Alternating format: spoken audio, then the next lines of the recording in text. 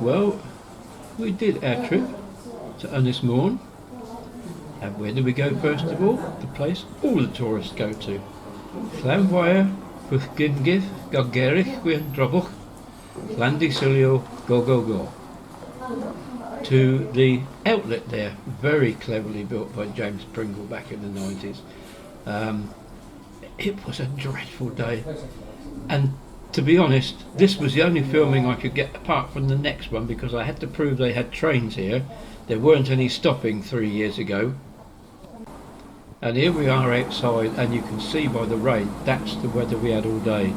We did go on to Beaumaris, but while we were there all everybody could do was to go and find all the restaurants and coffee bars and sit and have something to eat and drink. The weather was just too dreadful to film, so I'm afraid for 2023 this is your lot as far as the Isle of Anglesey is concerned. Very sorry. Now, as you all know, I've been here before, but I just thought I'd have a different look at Conwy station. You've got to remember that this station was closed back in 1970, 71 and was reopened some years later. I just lift it above there and you can see clearly where they built the archway for the railway through the walls, and the sun's just up above there. Now I'm giving you a different look at Conwy, and there's people walking the city walls up there that you can see. And as we walk along here, bank of Conwy,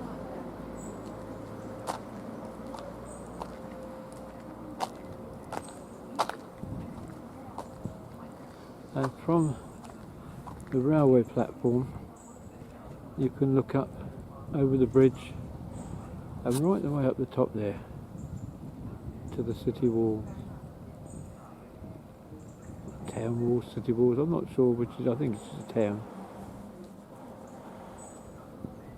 But it is a lovely station. It's not the original, but it is in keeping with the buildings around it. Rather nice, don't you think? I like the waiting rooms that are done in traditional sort of style. Excellent. And very nicely timed. We have a class 158 unit on its way to Manchester Piccadilly station, or Oxford Road, more like the Oxford Road. But I timed that very well. We might as well stay and see its departure. There's a few people getting off, which is rather nice. That's a good thing. Well then, here we go. These are noisy things, you know.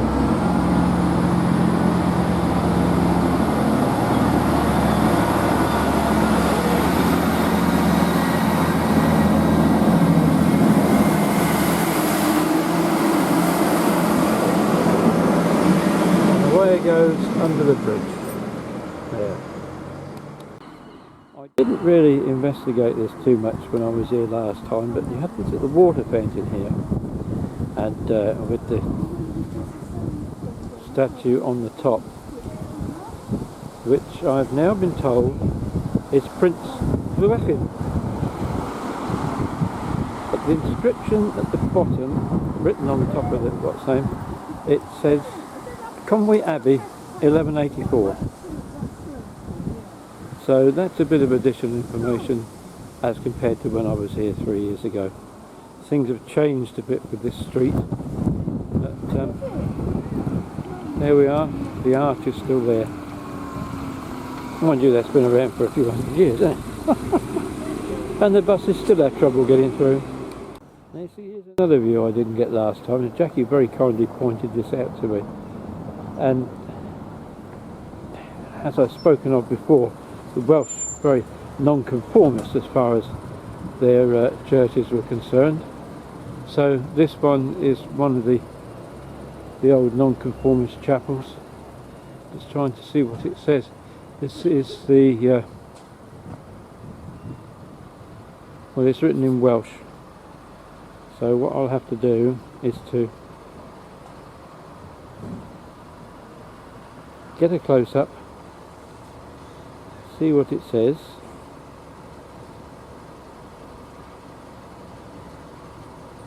and then I'll have to do a translation later.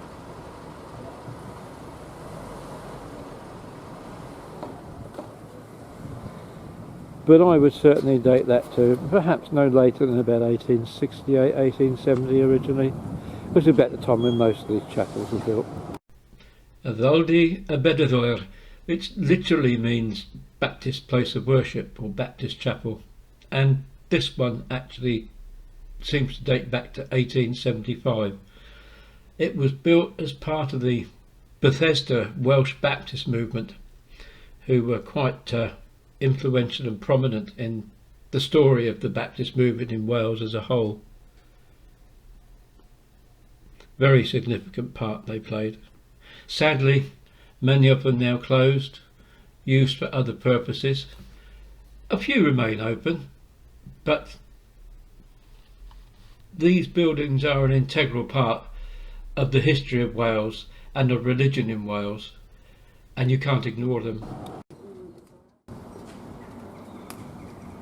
I may have filmed these before, but it's always worth another look. And this is the old mansion house here.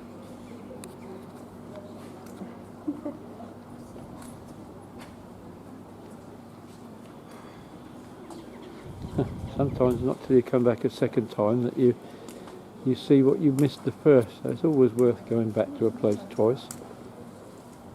Hello, charity shop. Well, I don't know, I'm just wondering.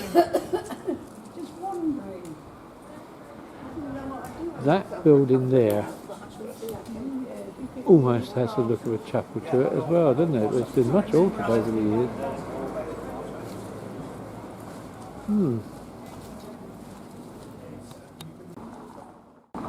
On second thoughts looking at that, with that framework up there, one wonders whether it was more a warehouse perhaps.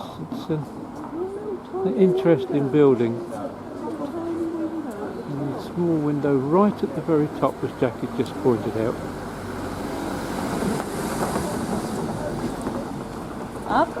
I have to listen to my director, she knows these things.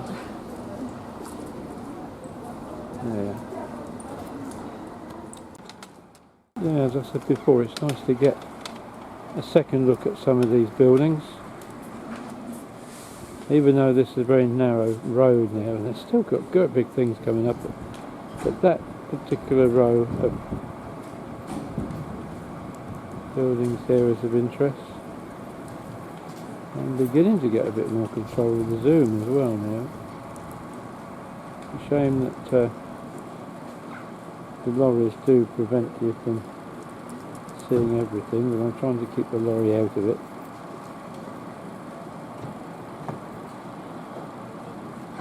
Right, walking down the street. Look at that, down to the town walls again at the bottom.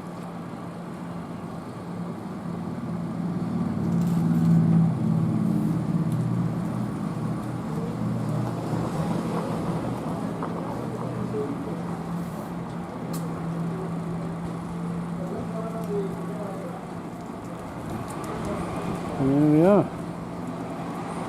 That's that lot. I've probably looked at this building before, but it's worth another look. Edward's Butchers. Quite an old building, but there's the old butcher's bike up there. And, a very tastefully redone shop front.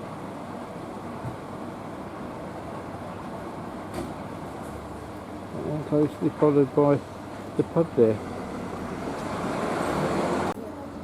That must have been an important civic building of some kind, because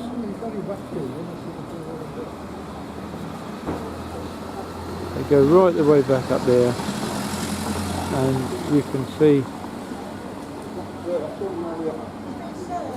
that window sticking out there.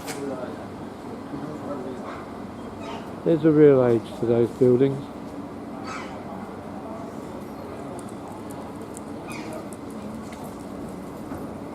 And now we're closer to the front of the butcher's. You'll see there's a plaque there telling you all about the awards, and up above the front again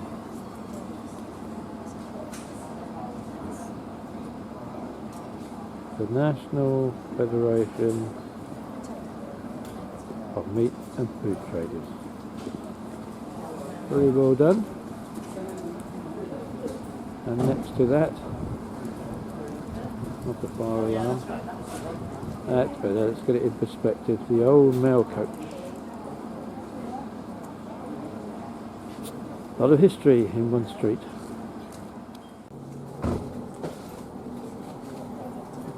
We're looking at a building they call the Castle Hotel. Leastways, I think. No, that must be the site of the Castle Hotel where it was, but whatever, that building is there. It looks more like a church, or had been a church.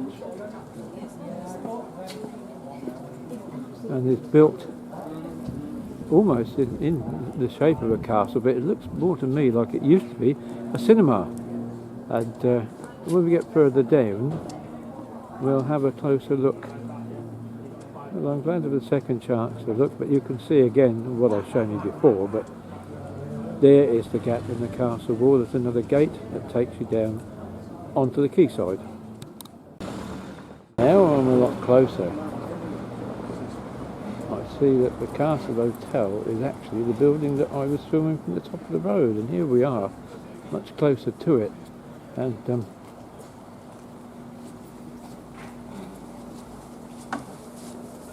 you can see, if I just zoom in there, you can see the words Castle Hotel. So it's always been hotel.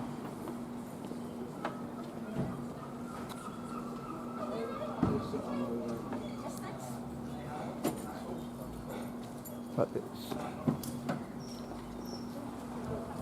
very interesting style there.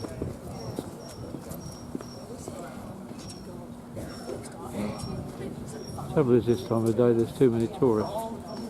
What am I saying? I suppose I'm a tourist. But there you go. And when you look through here, you can imagine the stagecoach and horses coming through here, couldn't you? You can hear the clip-clop of the hooves. With the view of the mountains behind. And a closer look at this building opposite. I'll come back to get a better view. I know not what the original building was, but it certainly looked as though you could say it was the Palace Cinema, then the Palace Bingo. Is it in use? It doesn't look like it, and that's a shame. But certainly it's a very interesting architectural style. And the date, the next building, which I'll have a look at, on the drain pipe. Now that's not as old as you might think. 1935, that drain pipe. And this is where the story starts to get interesting, because the drain pipe, I'm sure, refers to the house that you can see it's attached to the gutter of. However, 1935 is also the date that the refurbishment of the building next door that I just showed you started, because it was opened as a cinema in 1936. The front belonged to an old Georgian building, and the then new auditorium was built behind it. It functioned as a cinema until around the 1980s, when it was converted to a bingo hall. It was finally shut in 2013 and does not appear to have been used since then. Can't do much with it because it's a Grade 2 listed building, so all we can hope for is that sometime in the not too distant future a new use is found to it, and it's brought back into life again, because it does not deserve just to be left there to rot. But an interesting survivor, and the small building. We're down the bottom of the car park now. The car park. Somebody just walked past me and said car park. Bottom of the High Street. Looking much closer now down towards the Riverside. And of course yet another one of the older buildings there. Are we going another?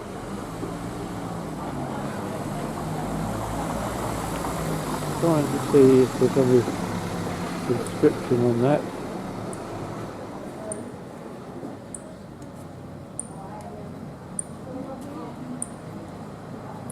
Very difficult to, whatever it is not so easy to work out. But so much history all over the place here. Very, very nice indeed.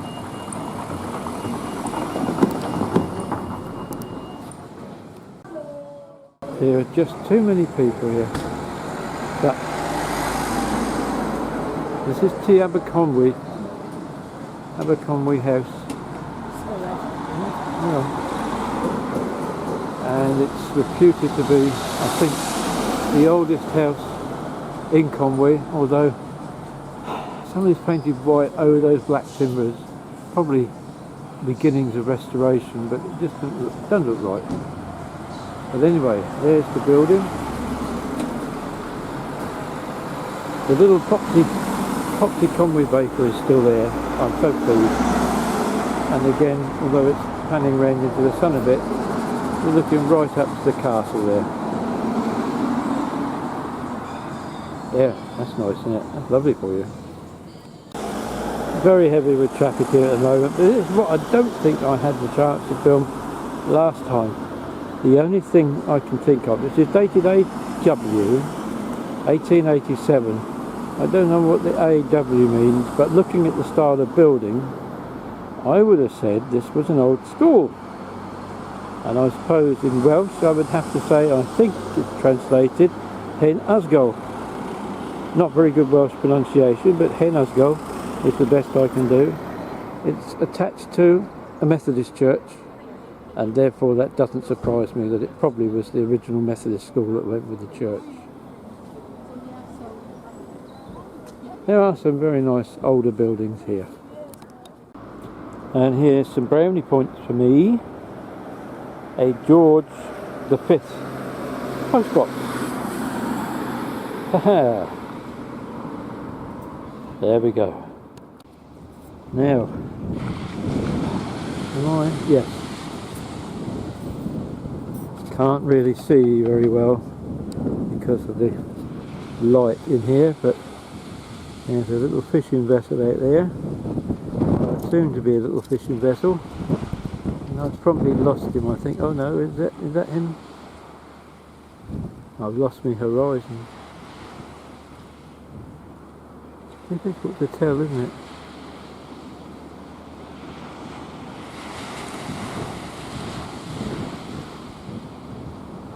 This was the site that I saw in the early evening when I was there before, I think.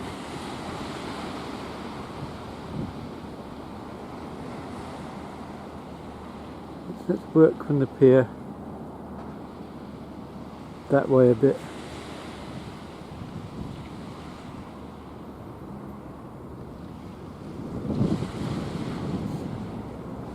There's the end of the pier.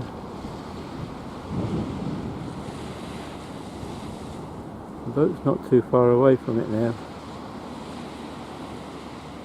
This damn...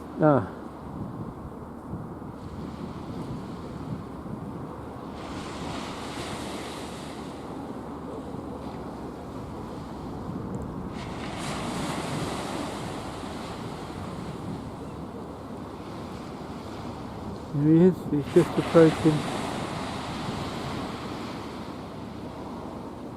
the end of the pier now and disappearing behind it. Damn it. Anyway, I'm back on the seafront here in Llandudno for a couple of reasons. Firstly, I wanted to show you, I know this sounds daft, it's only, what, coming up to 4 in the afternoon, but This is probably one of the last times you see the light shining so brightly on the little orme during the daytime at this time of year. So I just wanted to show you that, and also to draw your attention, and again I can't see a damn thing here. There's a design, if you look carefully, in the middle of the little orme, and I'm going to try and focus in on it. Can you see the elephant? When you look at the design in the rock, you'll see it looks just like an elephant. Trying to focus in on it for you. There, I think we're getting somewhere near it now. Can you see that? Eyes in the trunk. Funny, isn't it? But that's the little orme just before the sun goes round behind the mountains and the shops and you can't see any more.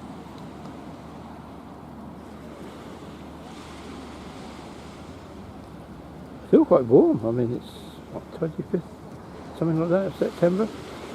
Very pleasant. Now, you're aware, no doubt, of what I've been saying about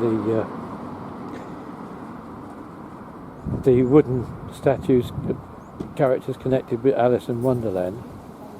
Well, this is another statue that's appeared along the seafront, which you'll see is a goat. Now, on the Great Orme, I think probably when it was part of a royal estate or what have you, but anyway, there were 2 cashmere goats presented to Queen Victoria, and they were put up on the Great Orme, and there's now about 200 of them in the colony. When there was lockdown, and sometimes during the harsher weather, these goats would come down in the town and mooch around trying to find food. Unfortunately, it's not looking as though, once again, I'm going to get up the Great Orme to see them. We've got this storm Agnes coming in, and or whatever her name is. The trouble is, it's coming in on the day we were due to go up Snowdon. So I can see the Snowdon Railway cancelling that steam trip. And of course we've had to change our days round, so if that trip is cancelled, that will be our free day. And if the free day is as bad a weather as they say it's going to be, then we won't be able to get the Great Orme either. So I could have my ambitions to get up both absolutely scuppered forever. However, that is what happens. That's the vagaries of the British weather for you. But we'll do what we can anyway. But anyway, I just thought I'd tell you about these goats, the cashmere goats. As I say, this is a new statue that's appeared of one of them. But while I'm here and being further round, just give you a chance. I hope the wind doesn't make too much noise, to see the whole, practically the whole of the bay and the pier another time.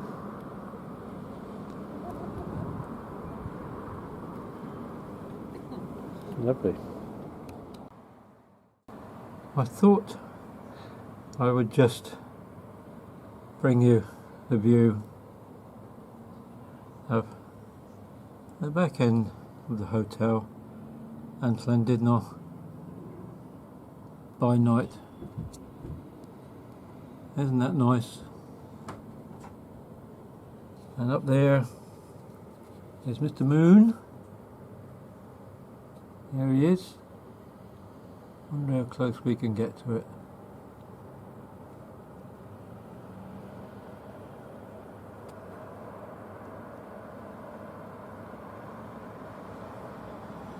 The man up there eating cream cheese. Oh, look at that. There he is. Oh, look as though he's got somebody with him. There we go. Now that's not a bad zoom lens, is it? So there we are.